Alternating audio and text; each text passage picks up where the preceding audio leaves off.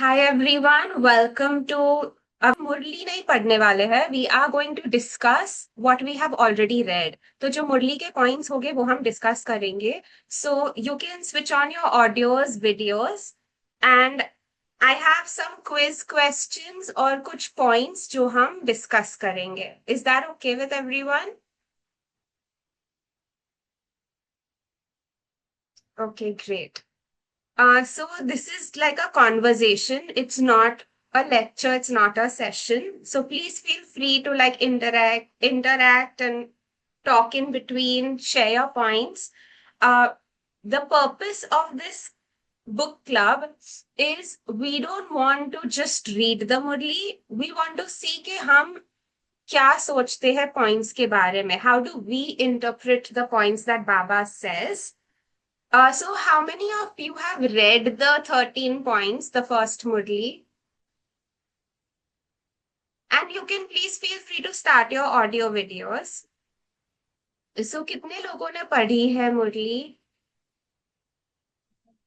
Has nobody read it? Okay. So Kanika, when I couldn't hear you, did you say something? Okay, yes. So Kanika Ben has read the Murli. So what I'll do is I will go through the quiz questions and then we'll just, I know the answers, of course, because I prepared it, but we can just try to answer it, okay? Even those who have not read the Murli, and then we will go through some interesting points from the Murli. So first, the first Murli that we have taken is 13 points that have come from Gulzar Dadi's experience of going into Watan on 18th January 1969. तो पहला quiz का question है, दृश्य में आकाशवाणी क्या थी? That's okay, Kanika Ben, बहुत पहले. So we'll just basically it was Gulzar Dadi's experience of Watan. So वतन में बाबा ने उनको डिफरेंट पॉइंट्स में डिफरेंट दृश्य बताए थे. सो दृश्य में आकाशवाणी क्या थी? सो द आंसर इज कि शक्तियों और पांडवों द्वारा ही कल्याण होना है. सेकेंड क्वेश्चन, उस समय सबके चेहरे पर कैसा भाव था? सो द आंसर इज रहम दिल भाव. थर्ड, बाबा किसको देही अभिमानी स्थिति कहते हैं? बाबा ने एक मुरली में और दादी को ये पॉइंट बताई थी कि अभी तो पुराना हिसाब किताब होने के कारण शरीर अपनी तरफ खींचता है, लेकिन अंत में बिल्कुल स्थिर तथा शांत हो जाएगा. कोई भी हलचल न मन में न तन में रहेगी. So according to Baba, the definition of देही अभिमानी स्थिति is तन मन शांत हो जाएगा और कोई खिंचाव नहीं होगा, नो हलचल. फोर्थ क्वेश्चन, कौन से दो प्रकार की याद बच्चों ने भेजी एंड व्हाट परसेंटेज? सो वो 13 पॉइंट्स में से एक पॉइंट था जहां पे दादी सबकी याद लेके जाते हैं और बाबा कहते हैं कि बाबा को सबकी याद मिली, पर उसमें दो अलग अलग प्रकार की यादें थी. तो एनीवन वांट्स टू गेस कौन सी टाइप की याद थी?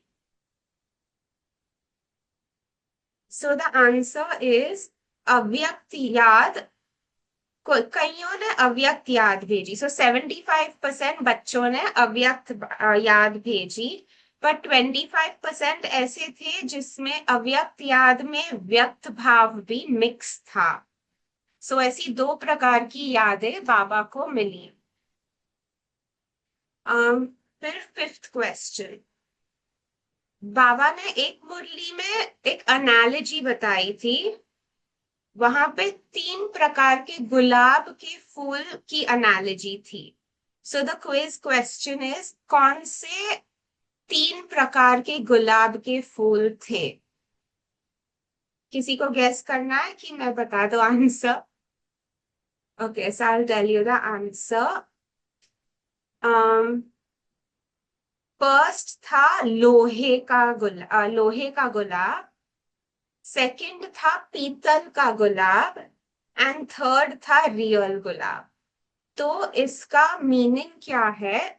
लोहे का गुलाब जो था, मतलब वो बच्चे जो लोहे के गुलाब के जैसे है, उनके संस्कार कड़े हैं, तो बहुत ठोकना पड़ता है, गरम करना पड़ता है, हथौड़ा लगाना पड़ता है, तो भी बदलते नहीं है। तो कुछ बच्चे ऐसे हैं जो लोहे के गुलाब जैसे हैं, जो जिसके संस्कार बहुत कड़े हैं। सेकंड प्रकार के गुलाब है वो पीतल के है, वो मोड़ने से, मेहनत से कुछ बदल सकते हैं। सो कुछ ऐसे हैं जो बहुत मेहनत के बाद भी थोड़ा बदलेंगे। और जो रियल गुलाब है, तो गुलाब समान बनने में कुछ मेहनत नहीं लगती, जो इजीली गुलाब समान बन जाते हैं। तो ऐसे बाबा ने वो दृश्य में दादी को ये तीन गुलाब के बारे में बताया और तीन प्रकार के बच्चों के बारे में बताया था। सिक्स्थ क्वेश्चन है, कोई विचार देता है और तुमको नहीं जचता, तो क्या करना चाहिए? तो ये बाबा ने हमें एक एक्सप्लेनेशन दिया था कि हमें जब हमारा पॉइंट पुट अक्रॉस करना है और किसी का विचार जो वो शेयर करते हैं पर हमें नहीं जचता, तो कैसे हैंडल करना चाहिए? तो बाबा ने कहा, तो भी उनके विचार को फौरन ठुकराना नहीं है, पहले तो उनको रिगार्ड दो। हाँ, क्यों नहीं, ऐसे कहो, बहुत अच्छा। सो विचार का फोर्स कम हो जाएगा, फिर हम हमारा पॉइंट समझा सकते हैं। सो बाबा ने कहा कि जब किसी का विचार हमको नहीं जचता तो फौरन ठुकराना नहीं है, बहुत अच्छा, हाँ क्यों नहीं, ऐसे करके पहले उसको एक्सेप्ट करना है, ताकि वो जो फोर्स से हमें थॉट देते हैं, तो वो फोर्स कम हो जाता है, फिर they are open to understand our point. तो बाबा ने कहा रिगार्ड देना है। फिर सेवेंथ क्विज क्वेश्चन, वतन में ब्रह्मा बाबा के गले में कौन सी मालाएं थी? एक ऐसा पॉइंट था आउट ऑफ द 13 जहां पे ब्रह्मा बाबा के गले में बहुत सारी मालाएं थी, और फिर दादी ने पूछा कि ये कौन सी माला है, तो बाबा ने बताया कि यह उल्हनों की माला है। तो वो हम पॉइंट बाद में डिस्कस करेंगे, पहले हम just going through the question answers. Eighth number point, और if anyone wants to share something please feel free, हाँ बीच में। बाबा के वतन के म्यूजियम में दादी ने क्या देखा? बड़ा सा हॉल था और हम सब बच्चे मॉडल के रूप में खड़े थे, तो गुलजार दादी ने ये दृश्य देखा।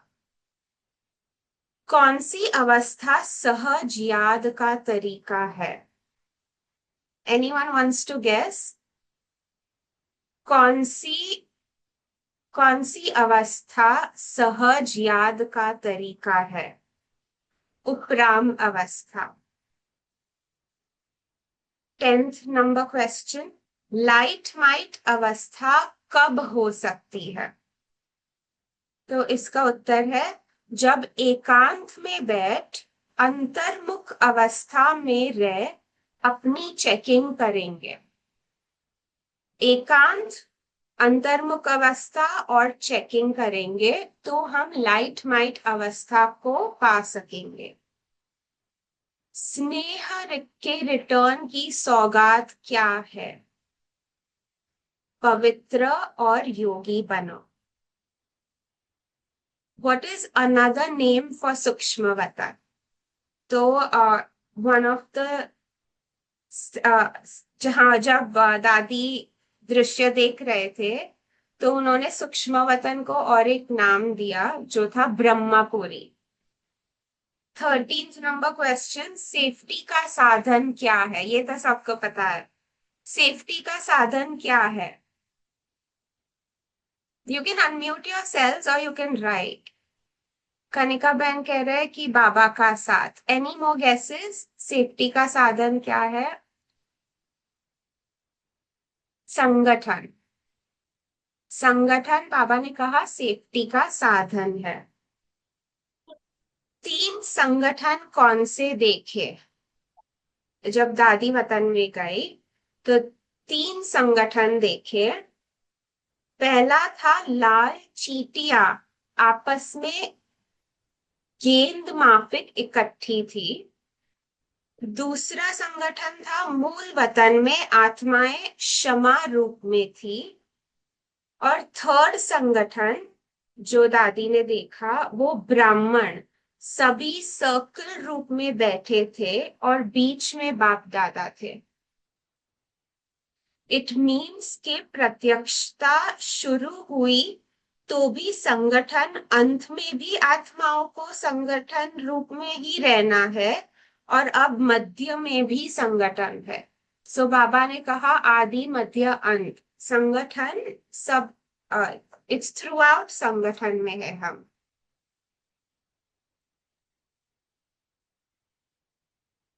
फिर बाबा ने फिर और एक क्वेश्चन है. अच्छा wait it's not a question. Last 3 questions. कायदे मुजिब ज्ञान में कब चल सकते हैं? वायुमंडल का असर हमारे पर न हो और हमारा असर वायुमंडल पर हो तब वायुमंडल को हमें चेंज करना है, न कि वायुमंडल हमें चेंज करे. सो ये एक बहुत अच्छा पॉइंट था जो हम क्वेश्चंस के बाद और भी डिस्कस करेंगे. 16. अंतिम विनाश की सीन देखने के लिए कैसी स्थिति बनानी है? Any guesses? अंतिम विनाश की सीन देखने के लिए कैसी स्थिति बनानी है? आंसर है अडोल स्थिति. 17. बाप में जो मुख्य 2 गुण है वह बच्चों ने साकार रूप में अनुभव किए हैं. वह 2 गुण कौन से हैं? आंसर जितना ही ज्ञान स्वरूप उतना ही प्रेम स्वरूप. बच्चों को भी यह 2 गुण अपनी हर चलन में धारण करने हैं, ज्ञान स्वरूप और प्रेम स्वरूप. और लास्ट क्वेश्चन. 4 स्टेजेस की सीढ़ी क्या है?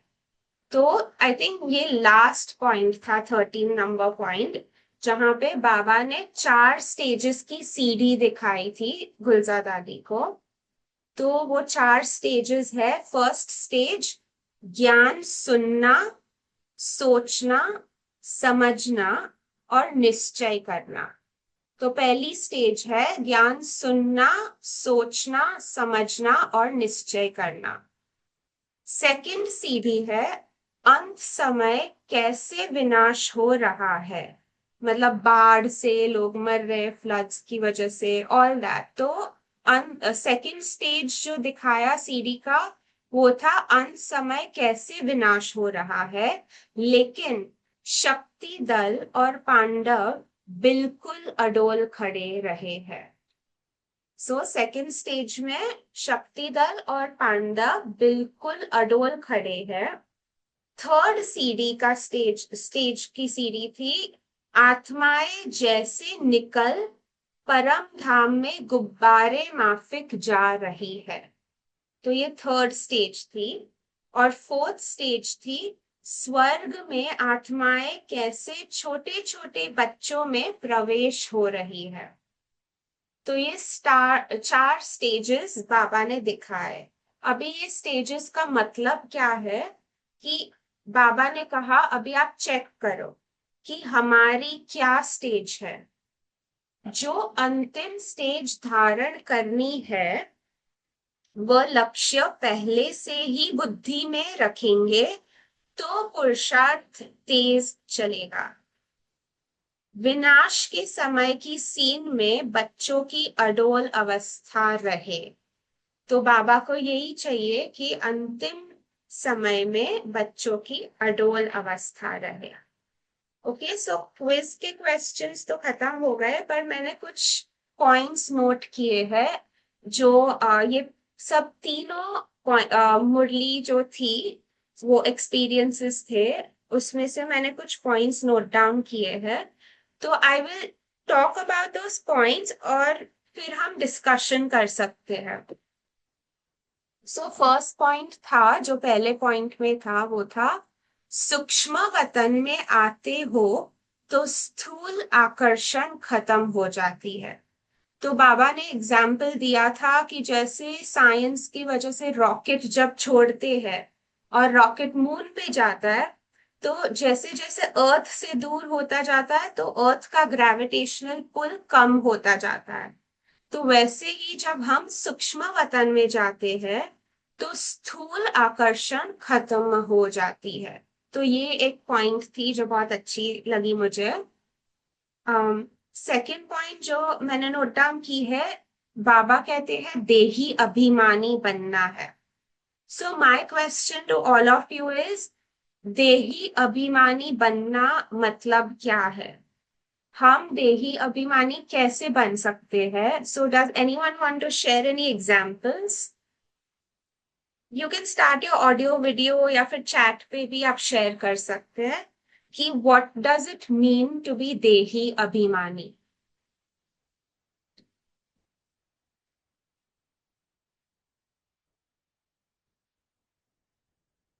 अश्विनी भाई कहते हैं कम जितने व्यर्थ संकल्प कम होंगे। कनिका बहन सेज देही अभिमानी बनना मीन्स कि कर्म करते ये याद रहे कि मैं आत्मा कर रही हूँ।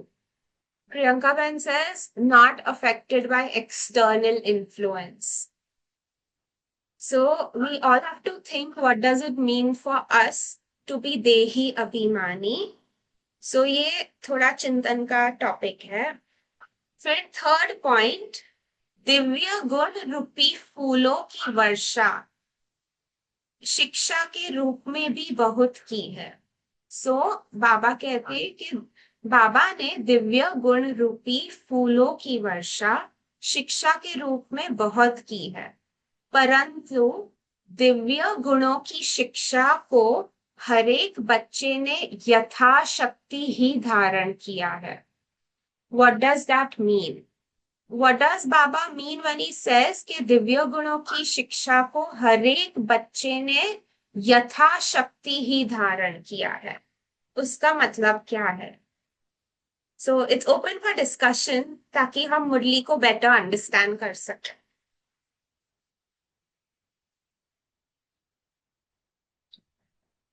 So anyone wants to share कि यथाशक्ति means what?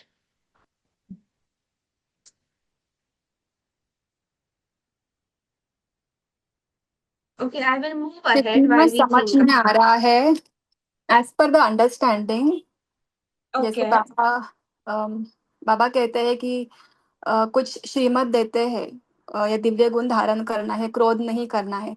So one thing is we know it, second thing is how much we are aware, and that will also depend upon awareness, will depend upon the practice.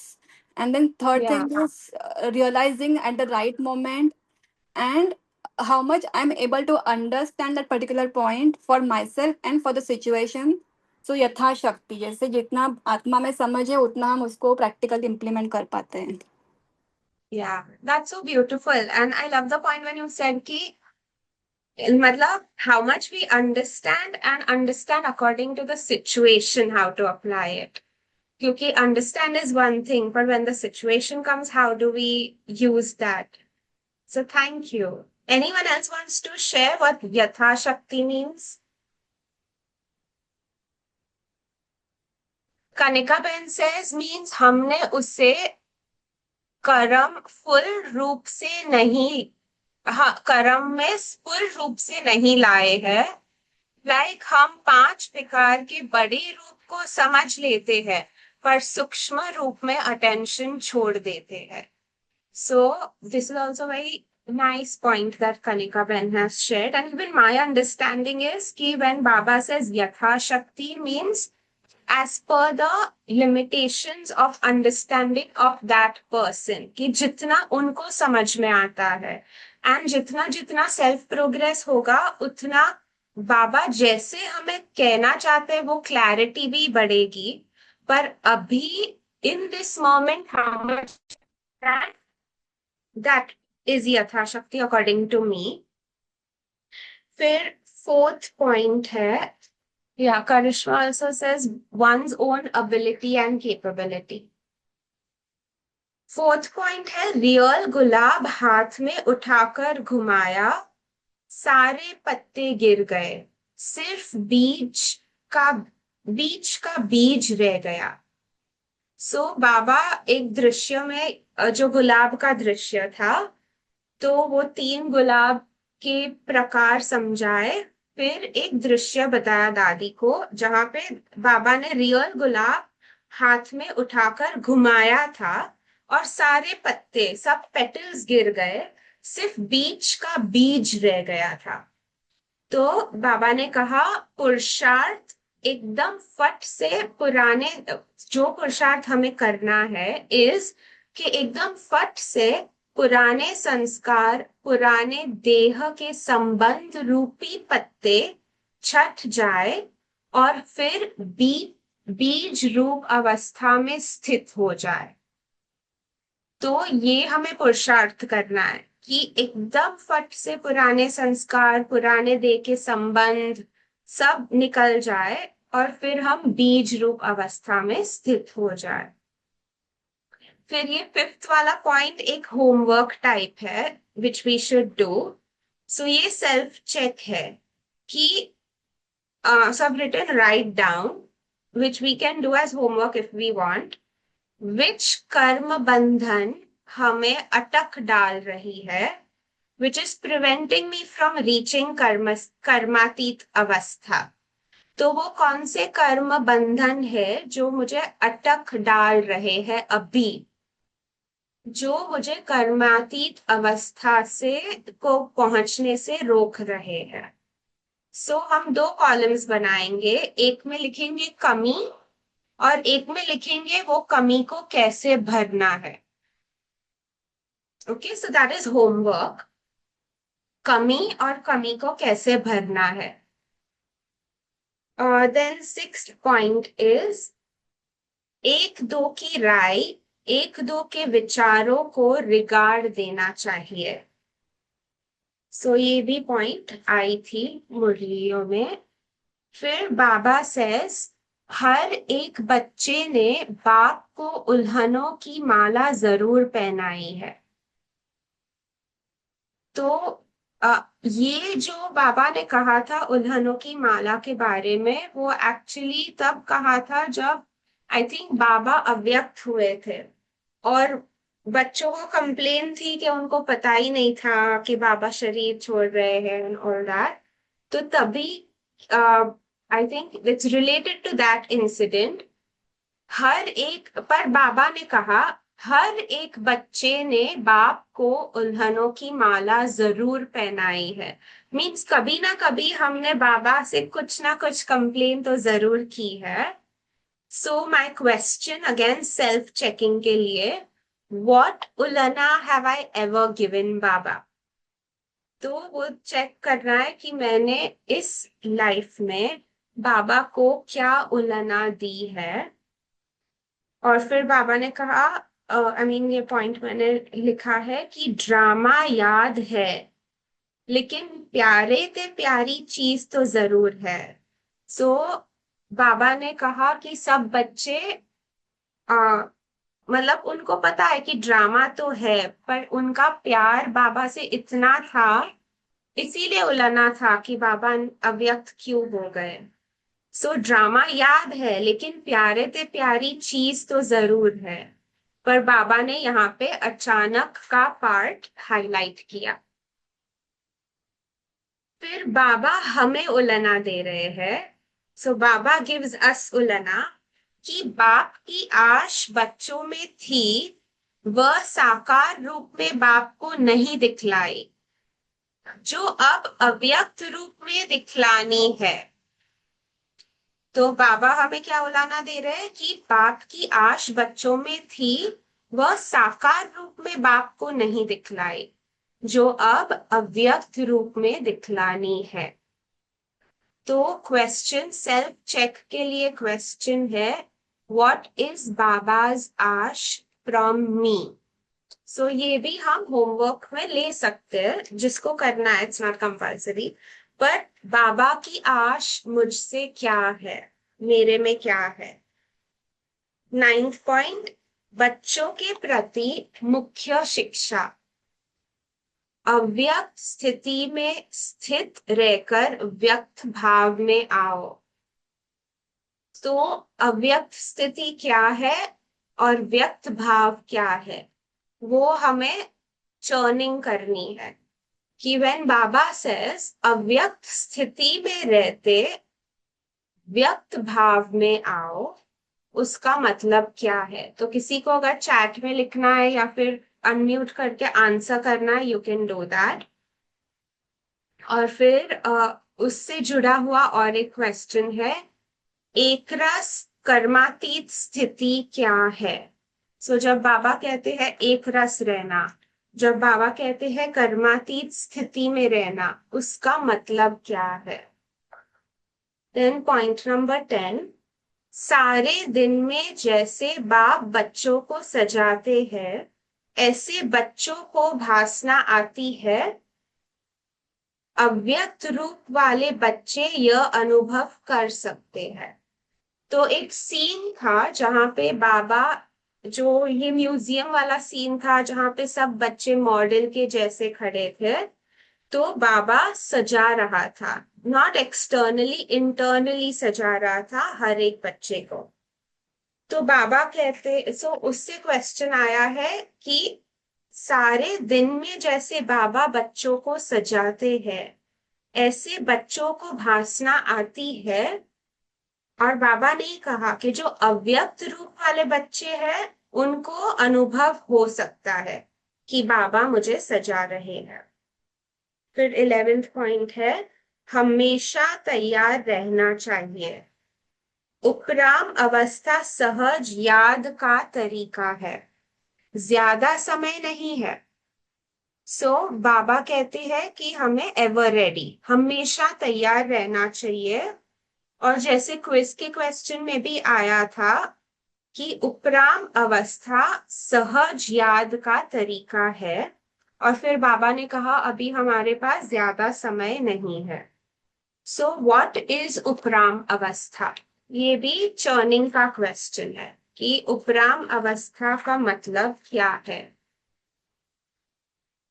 फिर 12th point, अगर किसी को लिखना है यहाँ पे कि what do you think is उपराम अवस्था, तो आप शेयर कर सकते हैं, क्योंकि actually I wanted this to be a discussion, so please feel free to discuss.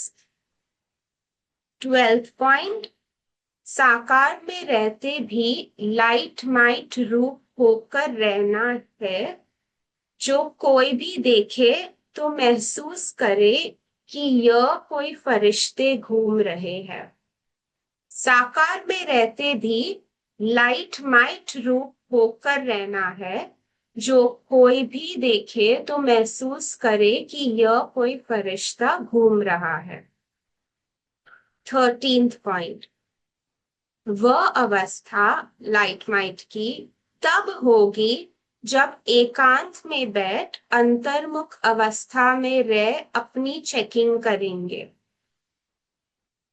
तब आत्माओं को आप बच्चों से साक्षात्कार होगा। जब हम एकांत में बैठ अंतर्मुख अवस्था में अपनी चेकिंग करेंगे, तब तब दूसरे आत्माओं को हम बच्चों से साक्षात्कार होगा। कनिका बहन कहते हैं कि उपराम अवस्था मीन्स लाइक अभी कर्म जो कर रहे हैं वो अफेक्ट करता है, पर उपराम मीन्स हलचल ना हो, completely Sakshi for every situation. Thank you so much for sharing that. Ashwani भाई कहते हैं किसी भी व्यक्ति, वस्तु, वायुमंडल का हमारे ऊपर नकारात्मक असर का ना होना, यह है उपराम अवस्था. Such beautiful definitions. Thank you so much for sharing, everyone. You can continue sharing your thoughts, ठीक है? 14th point है, बाबा की बाहों में सभी बच्चे समाये हुए हैं. तो बाबा ने दादी ने एक दृश्य देखा जो बाबा ने दिखाया था, कि बाबा के बाहों में सभी बच्चे समाये हुए थे. फिर 15th पॉइंट, आपकी दृष्टि में बाप समान जब प्रेम और शक्ति दोनों ही पावर होंगी, तब आत्माएं नजदीक आएगी.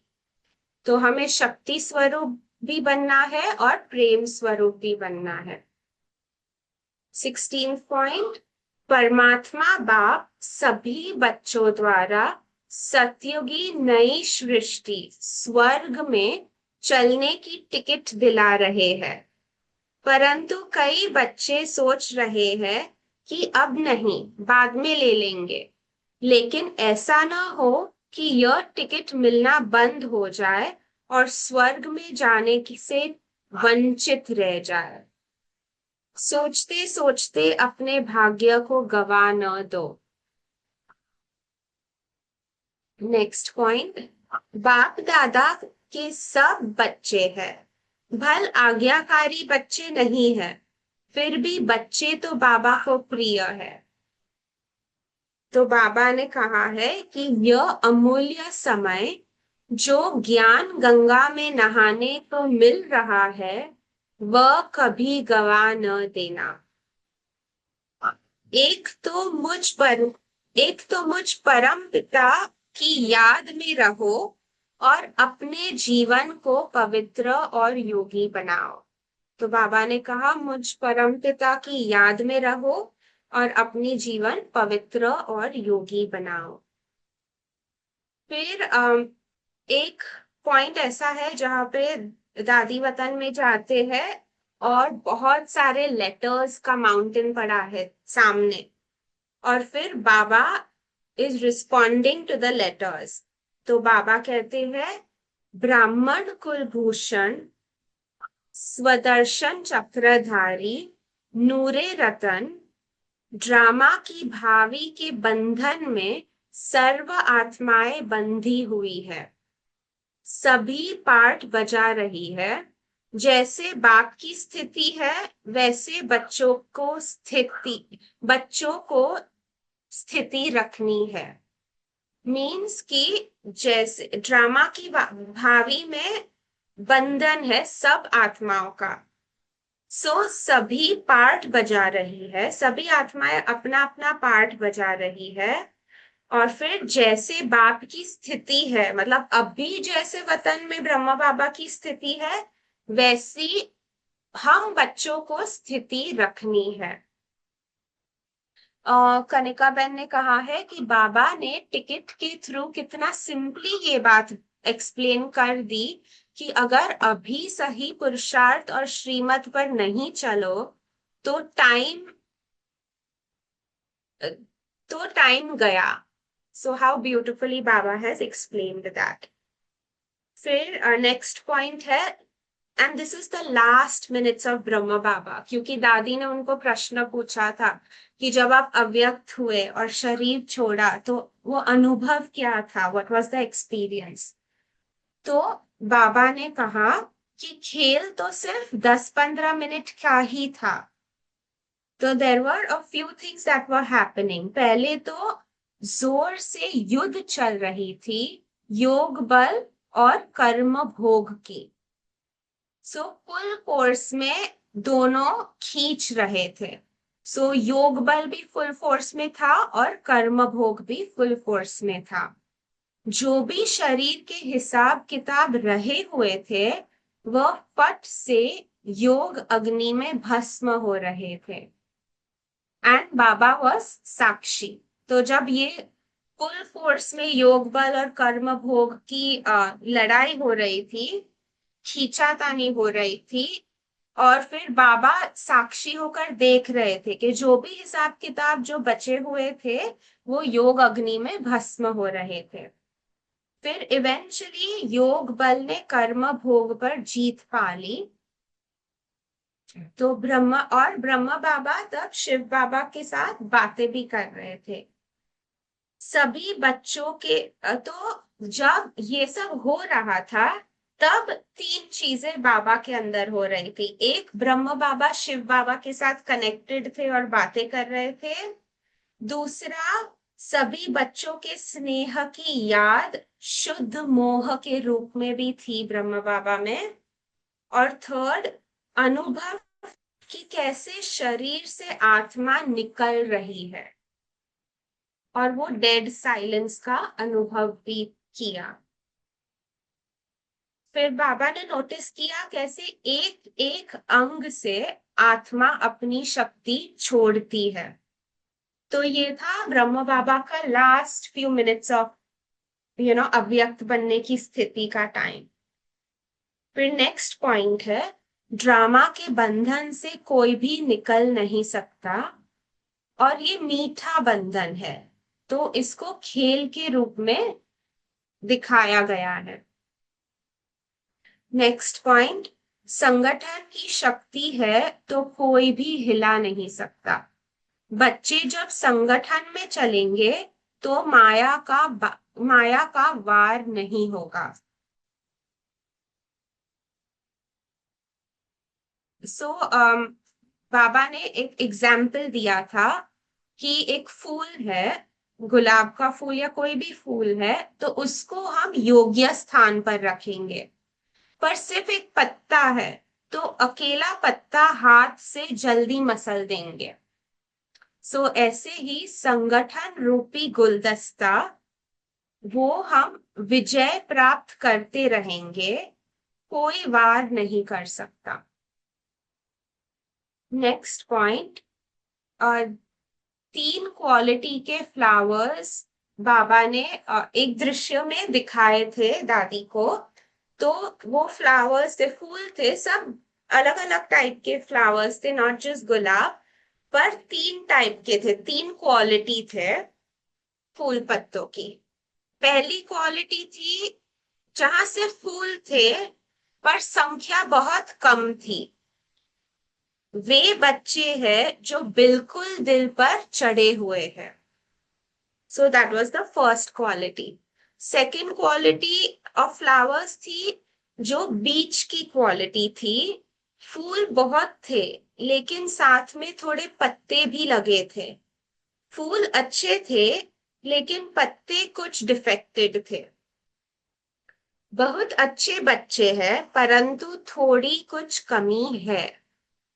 और थर्ड क्वालिटी थी, पत्ते जास्ती थे, फूल बहुत ही कम थे। तो ये है प्रजा क्वालिटी। उनमें कोई फूल निकलता है जो पीछे आने वाला है।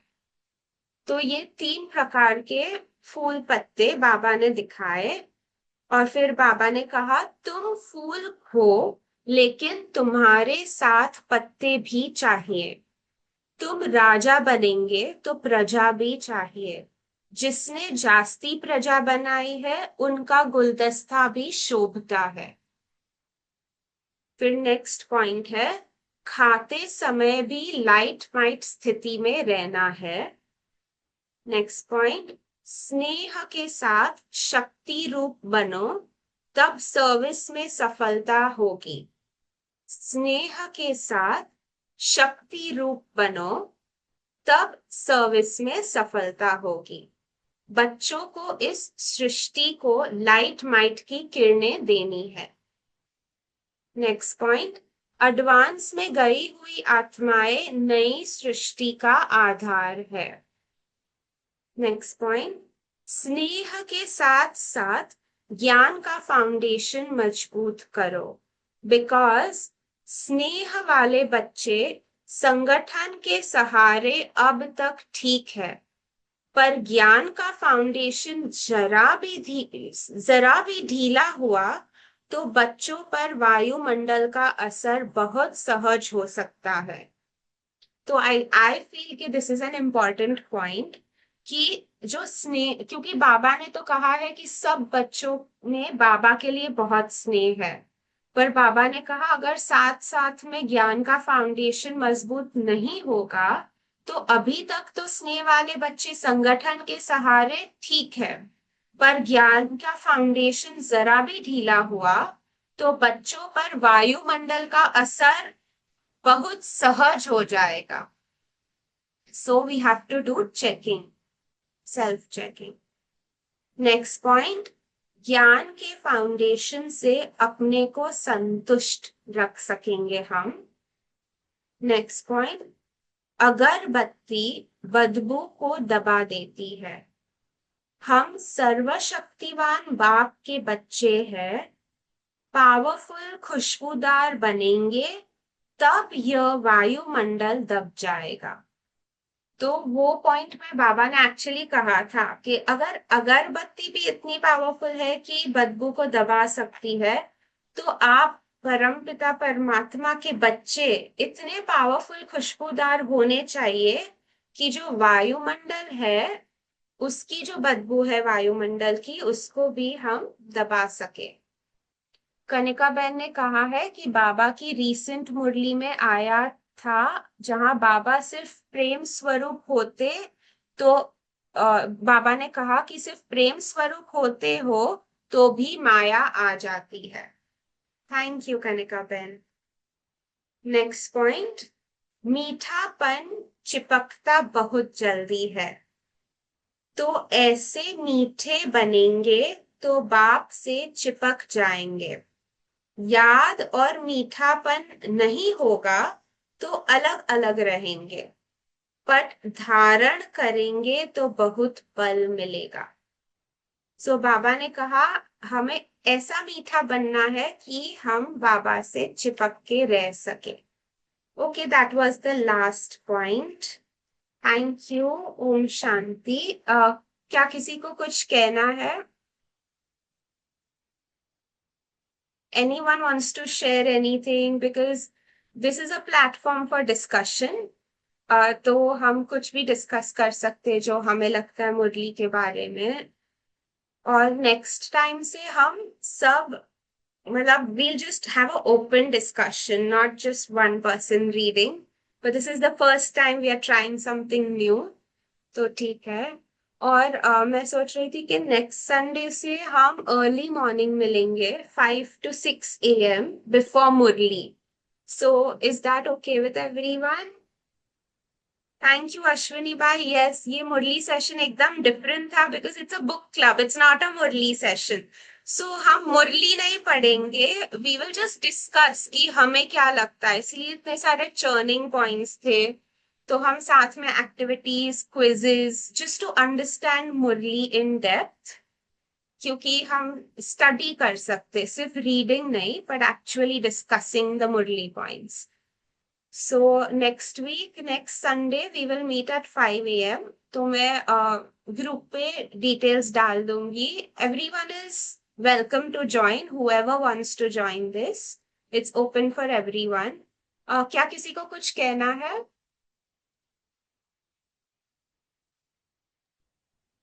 One thing I liked from today's Murli is one homework. बाबा की हमारे से क्या आश है. So I will definitely think about that.